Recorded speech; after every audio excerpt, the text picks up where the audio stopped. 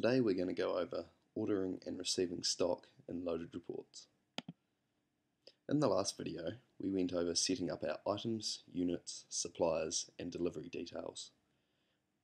Once we've got all those set up, we can start ordering and receiving. To create an order, click Ordering, New Order. Enter your name and start adding items. These items must be included in your item list under Manage Items before you can start ordering them.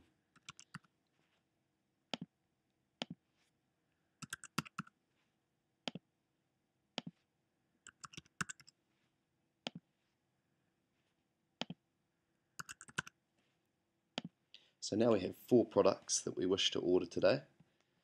We need to go through and change the quantities we'd like.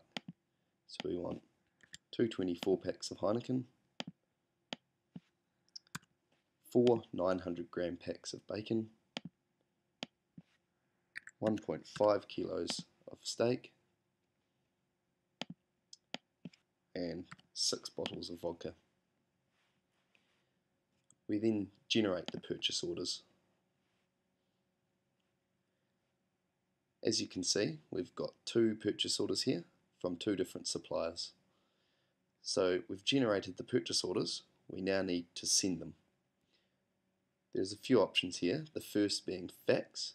You can click on the We Fax symbol here, and this fax number will be the one that you've entered into your supplier details. Click Send, and that will send automatically from Loaded. The other option is to email it. Again, that email address is the one that we've set up in the supplier details, and click Send. The other option is to print it out. If you click on this icon, it will create a PDF file which you can print out.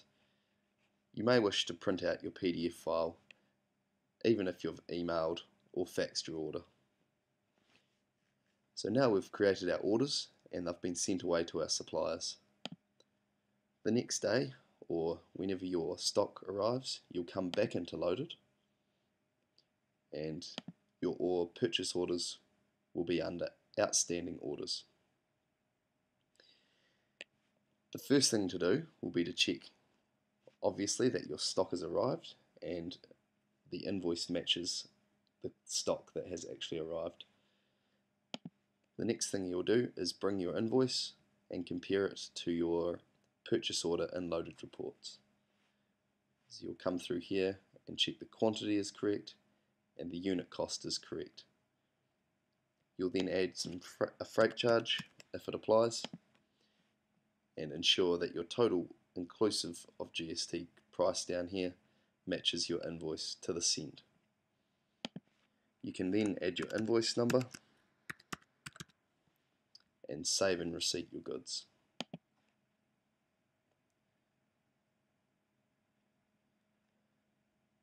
We'll then do the same for the other invoice.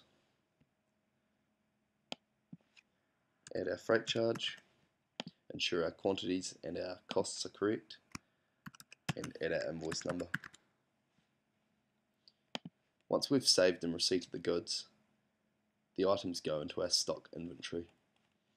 So now we've ordered and received from 2 different suppliers in Loaded Reports. You may want to go through at the end of the week or at the end of the month and see all your orders from certain suppliers. So you can see here we've got week selected, so these are all the orders that we've placed with Kevin's Butcher and all the invoice numbers that have applied. Once you've checked all your invoices against the purchase orders, you can click Reconciled and you'll have a total amount due to that supplier for the week. Again, we'll come through and click Reconciled.